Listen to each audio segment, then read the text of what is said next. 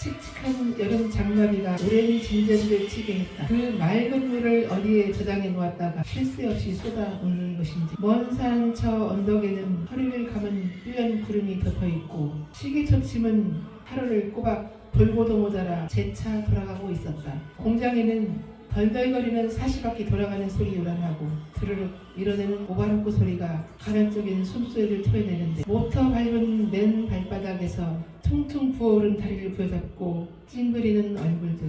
지금이 어떤 세월인데 절자 들어가는 날에도 쉬지 않으니 일제치야 사슬에서 벗어난 해방절에도 그들은 기계를 부여잡으라고 후령했다. 밤 10시 이전에 집에 들어가 본 날이라고는 여름 들어 하루 없었다. 지난 토요일에는 새벽 3시까지 철학 작업하지 않았던가. 그것도 일요일에 쉬는 조건으로. 사장님네 아들은 2번씩이나 재수해서 대학 실험이 떨어졌어도 유학이라는 이름으로 유혹의 거리를 누빈다는데 시급제 월급 계산법이 철유 근무 시간에도 야간 작업으로 계산되어 허연 얼굴에 핏기를 말려가면서 일하고 있는 현장. 주량이 엄청나던 아들의 목구멍으로 지폐를 꾸역꾸역 넘기려 벌건눈을 굴리며 허름하고 있다. 잠 좀 실컷 잡을 수는 없나? 꾹꾹 찔러보는 눈은 자꾸만 감기는데. 타는 목마름으로 김지하.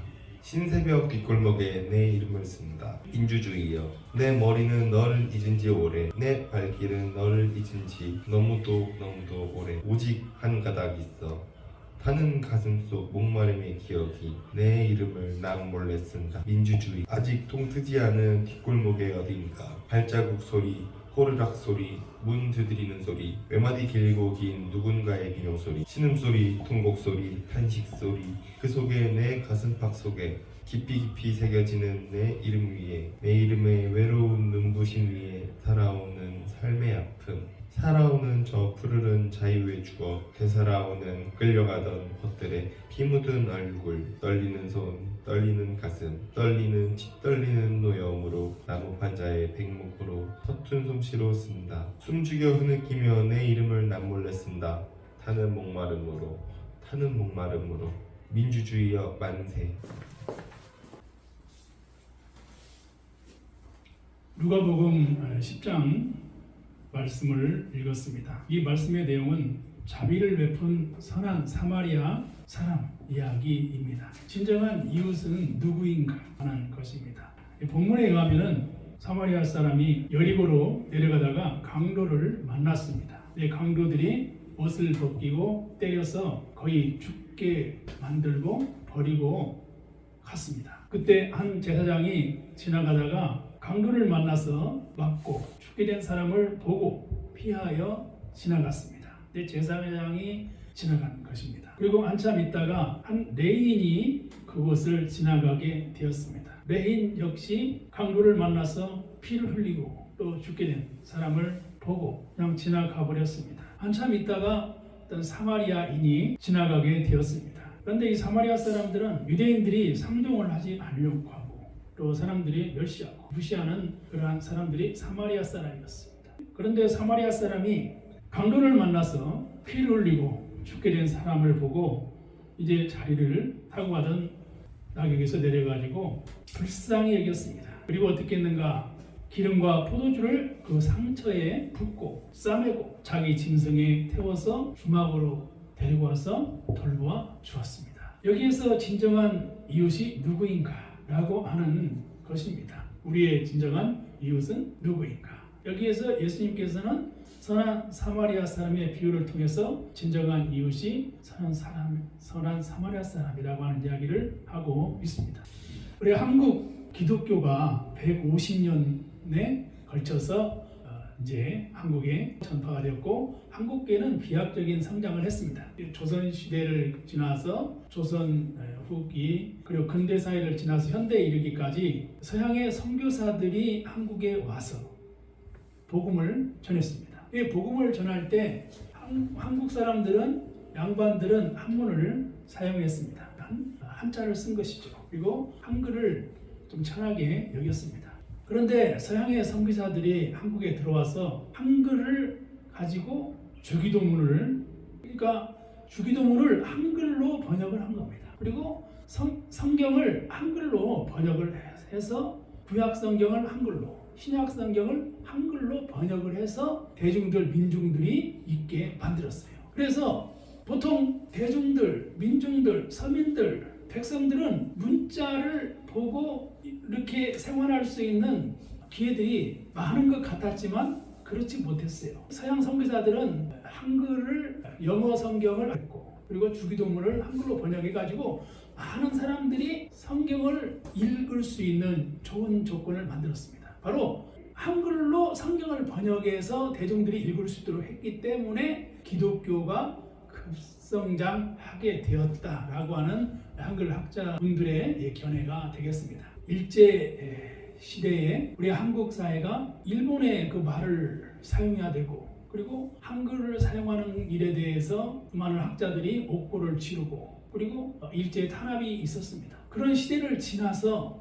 이제 한글의 우수성이 세계에 전해지는 그런 시대가 되었습니다. 한국 교회가 성장하게 된 것은 서양 선교사들의 한글 번역과 한글이 대중화될 수 있도록 했기 때문에 기독교가 성장할 수 있었다, 이런 얘기를 지금 하고 있는 것입니다. 그래서 대중화된 기독교, 그리고 급성장한 한국 기독교가 그 역량 있게 내용 깊게 한국 민족의 저력 있는, 숨어있는 잠재력인 깊은 영성을 담보하고 성장해 나갈 수 있고, 그리고 민족의 가슴마다 우는 마음들을 담아낼 수 있는 기독교가 돼야 되는데, 한국교회가 그 부분이 좀 미약하지 않았는가, 이렇게 생각해 봅니다.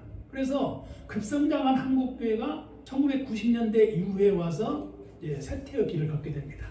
1980년대에는 5.18 민주화 운동이 일어나고, 그로 인해서 많은 광주에 많은 시민들이 무고한 죽음을 당했습니다. 택시 운전사라고 하는 영화에도 그러한 광주의 민주화 운동의 그 일들을 영화에서 그린 것을 보게 됩니다. 그러한 광주의 그 민주화 운동의 상처, 아픔이 지금도 여전히 진행형으로 계속되고 있는 것이죠. 그러한 상처의 트라우마, 아픔들을 치유해 나가고, 그리고 한반도의 미래가 희망찬 밝은 미래로 나아갈 수 있도록 하는 것이 우리 그리스도인들이 기도해야 될 일이다, 이렇게 보는 것입니다. 한국교회가 급성장하고 양쪽으로 성장을 했는데, 성장을 한 이면에는 그 교회에 잠재력 있고 역량 있는 그러한 시대적 상황도 있지만은, 이러한 서양 선교사들의 한글이 보급되는 것으로 인해서 한국교회가 성장을 했다라고 하는 일련의 논리가 상당한 새로운 설득력이 있어 보인다는 것입니다. 루터의 종교 개혁이 성공할 수 있었던 요인 중에 하나가 구텐베르크의 인쇄술이 발달되고 그 종교 개혁을 하면서 독일의 성경들이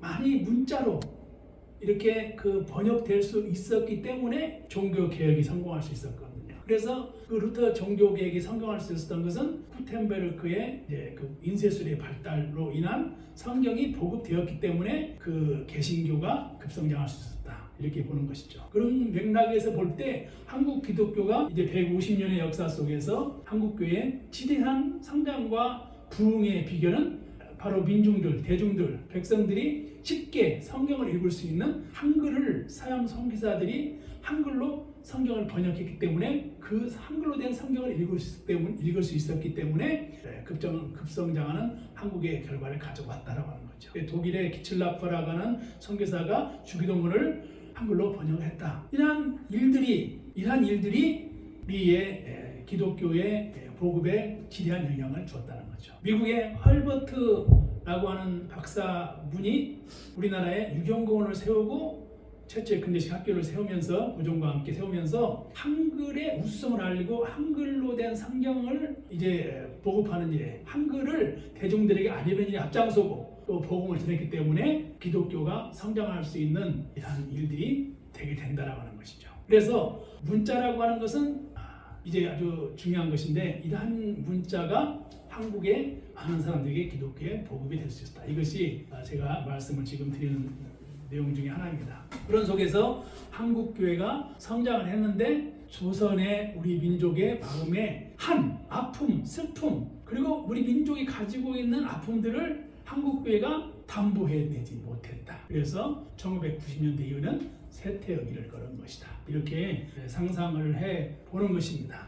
그리고 1980년대에 우리 광주에서 이렇게 광주의 시민들이 피를 흘리고 또 광주가 신군부의 쿠데타로 인해서 다 이렇게 외부의 소식들이 알려지지 못하고 많은 광주 시민들이 무고하게 구금을 당하는 일들이 있었습니다. 이러한 트라우마를 이제 뒤늦게 세월이 지났지만 앞으로도 계속해서 치유하고 또 희망찬 미래를 만들어가는 것이 필요한 것이다 라고 하는 것입니다. 교회가 침묵하고 타락한 이러한 오만한 교회의 잘못은 회개하는 일이 바람직하다 그런 것입니다. 이 교회가 회개를 하고 교회가 반성하고 이러한 일들에 대해서 정의를 애치는 일을 교회가 해야 된다라고 하는 것입니다. 그로 인해서 한국의 고유의 이 아름다운 전통들을 잘 발전을 시켜서 복음과 함께 교회가 선교하고 영혼을 살리고 생명을 보나 희망을 주는 일에 앞장서는 일을 해야 될 것이다 라고 하는 것입니다. 이스라엘의 최대 번영기가 다윗과 솔로몬 시대의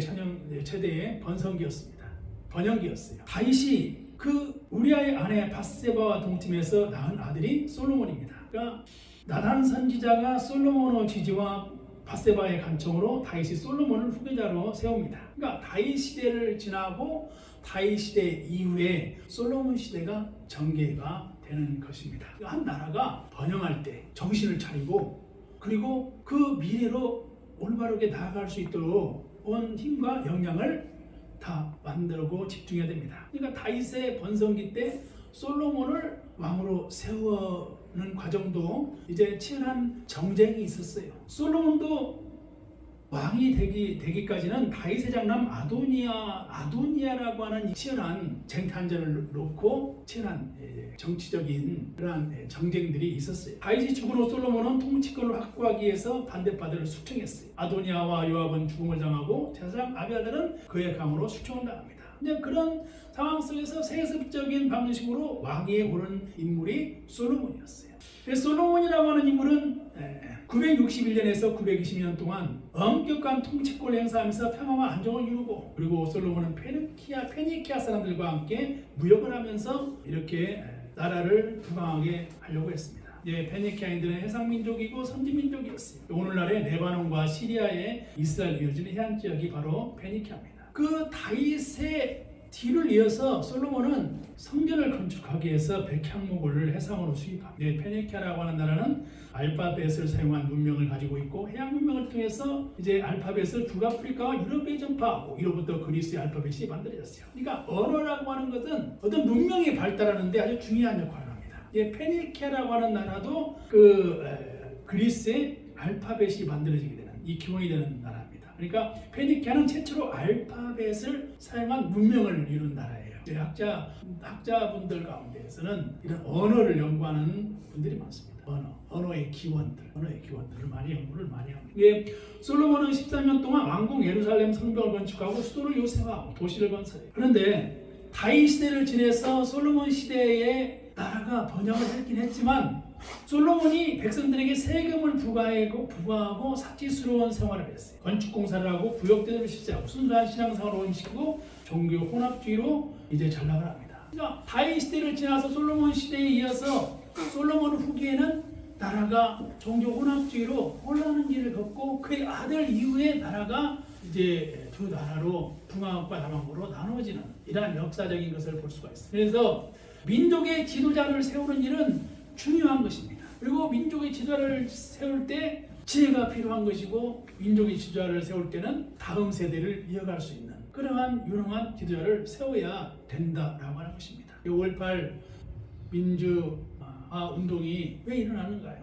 신부의 군 세력들이 쿠데타를 일으켜가지고 모든 어떤 세력을 얻기 위해서 그렇게 많은 광주의 시민들이 죽은 거 아니겠어요? 그리고 그로 인한 후유증, 그로 인한 트라우마, 그로 인한 상처는 이유로 말할 수 없는 것이죠. 그러한 일들이 한반도에서는 다시는 일어나서는 안 된다라고 하는 것입니다. 일제강점기를 지나서 우리 한국 사회는 4.19가 있었고 또 5.18이 있었습니다. 이러한 시대적인 역사를 통해서 그리스도인들이 기도해야 될 것은 역사의 한 복판에서 그리스도인들이 해야 될 일이 무엇인가 라고 하는 것입니다. 그러니까 그리스도인들이 한국 사회에서 해야 될 일이 무엇인가 라고 하는 겁니다. 시대를 분별하고 역사의 한 복판에서 정의와 평화와 이제 자유를 위해서 진정한 민주주의를 위해서 미래를 열어갈 수 있는 기도를 해야 된다라고 하는 것입니다. 이 한국 교회가 이기적인 교회가 돼서는 안 되는 것입니다. 한국 교회가 양적인 성장만을 추구하고 이렇게 오만한 이러한 이치에서 밝은 미래를 만들어가지 못한다면 한국 교회가 회개하고 다시 거듭날 수 있는 계기가 되어야 된다고 하는 것입니다. 그래서 우리의 시대적 사명과 과제는 진정한 정의와 자유와 평화를 위해서 미래를 만들어갈 수 있는 기도가 필요하다라고 하는 것입니다. 인도의 뉴델리 북음 중나 강가에 거의 100만 명 사람들이 모여 있었습니다. 햇살 속에 화장터로 가는 장례 행렬을 기다렸습니다. 그 장례 행렬은 간디의 장례 행렬이었어요. 백향나무 장작이 오후 4시 45분 간디의 셋째 아들 란다스가 화장단에 불을 붙이고 여자들은 통곡하고 눈을 떼었어요. 힌두교 한 청년이 간디를 총으로 쏘았죠. 간디가 죽었을 때 유엔이 조기를 향했어요. 그러니까 간디는 비폭력 운동으로 인도의 해방을 위해서 이제 사는 사람입니다. 간디는 비폭력 저항운동을 했어요. 나는 타고난 민족주의자다라고 말했습니다. 조직화된 비폭력 운동만이 영국 정부의 조직화된 폭력을 견제할 수 있다고 했습니다. 비폭력 저항운동에 행진을 했어요. 감옥에 있었던 간디는 3주 동안의 단식을 합니다. 간디는 비폭력 저항운동으로 민족을 위해서 삶을 살아온 평화운동을 한 인물로 알려져 있습니다. 이러한 사람들이 있었기 때문에 정의가 살아 숨쉬는 것입니다. 예수님께서 선한 사마리아 사람 비유를 얘기했습니다. 강도가 여리고로 가다가 사마리아 한 사람이 여리고를 가다가 어떤 사람이 여리고를 가다가 강도를 만났어요. 옷을 벗기고 때리고 거의 죽게 되게 했습니다. 제사장은 가다가 그냥 피하여 지나갔습니다. 또 한 사람 레인도 지나가다가 피하고 그냥 갔습니다. 그런데 사람들이 멸시하고 유대인들이 상종하지 않던 사마리아 사람, 그 사람을 보고 불쌍히 여겨서 기름과 포도주를 그 상처에 붓고 싸매고 자기 짐승에 태워서 주막을 가서 돌봐주었습니다. 진정한 이웃은 누구인가 생각해 보아야 됩니다. 우리가 살아가면서 믿음의 지혜를 가지고 살아가야 된다라는 것입니다.